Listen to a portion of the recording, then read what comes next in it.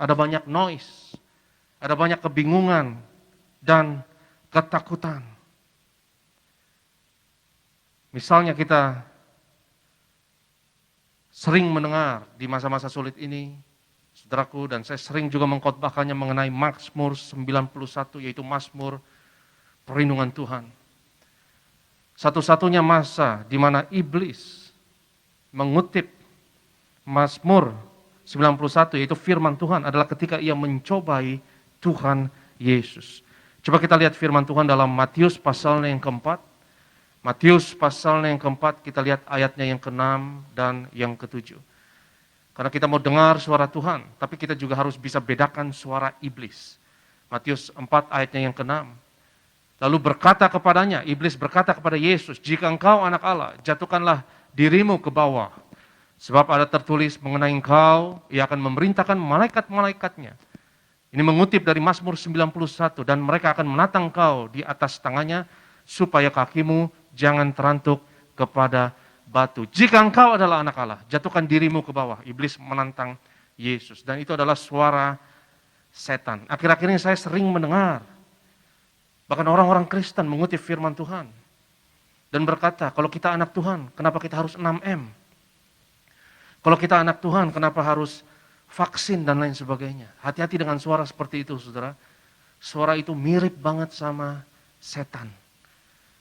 Saudara, kita percaya perlindungan Tuhan, tapi jangan mencobai Tuhan. Jangan menantang maut. Itu sama seperti iblis yang berkata kepada Yesus, "Kalau engkau anak Allah, jatuhkan dirimu ke bawah." Dan mengutip Mazmur 91, malaikat akan menjaga engkau, supaya kakimu tidak terantuk kepada batu. Demikian juga iblis akan gunakan firman Tuhan, memelintir firman Tuhan, menyelewengkan firman Tuhan.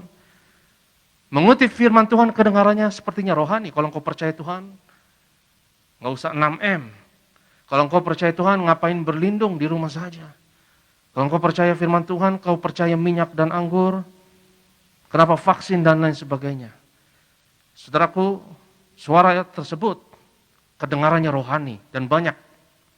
Saya sedih, banyak orang Kristen yang bersuara seperti itu dan itu diinspirasikan dari si jahat. Itu suara yang sangat sombong, suara yang sangat tidak berhikmat, dan bukan hanya tidak berhikmat, tapi juga jahat, tidak ada kasih. Saudaraku yang terkasih, jika ada upaya apapun untuk menolong umat manusia dan memperpanjang umur manusia, upaya apapun, baik itu dari dokter, baik itu dari vaksin, baik itu dari medis, kita sebagai anak Tuhan harus bersuka cita. Itu namanya kasih. Kita harus punya kasih. Kalau seseorang diperpanjang umurnya karena obat sekalipun, saya akan bersuka cita, saudara. Karena tangan Tuhan ada di situ. Dan kalau ada orang yang tertolong karena kemajuan medis, kita harus bersuka cita. Karena semua yang baik itu datang dari Tuhan. Semua yang baik, sekali lagi, itu datang dari Tuhan. Di masa-masa sukar seperti ini, saudaraku, kita harus peka suara mana yang harus kita dengarkan. Ada beberapa hal yang kedengarannya sepertinya rohani, tapi diinspirasi oleh setan itu sendiri. Itu diinspirasi oleh si jahat.